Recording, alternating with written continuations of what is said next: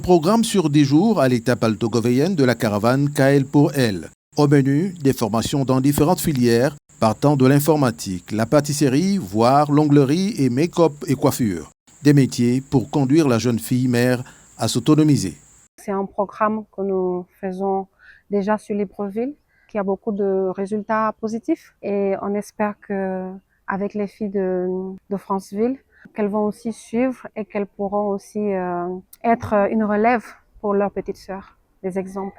Sur la centaine de candidatures attendues, la participation a été largement dépassée, preuve de l'intérêt de la jeune Françaivilloise pour les questions de formation. J'ai été au chômage. Aujourd'hui, on voit le résultat, mais c'est un parcours. Et c'est ce parcours-là que je suis venue partager avec mes sœurs. Parce qu'il faut qu'elles s'identifient à une personne qui connaît leur réalité.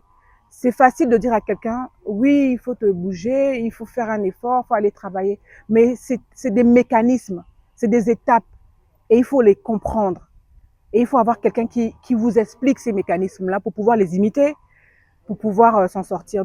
Au lancement de l'opération, le gouverneur du Haut-Ogooué a invité la jeune fille mère à avoir foi en ses capacités.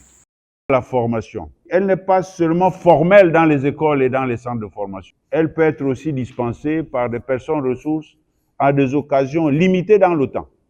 Mais pourvu que vous vous en appropriez et que vous sachiez faire bon usage de ce que vous aurez appris ici. L'épanouissement est d'abord personnel et je le rappelle, c'est chacun qui veut avancer, qui s'arme, qui se prépare pour avancer.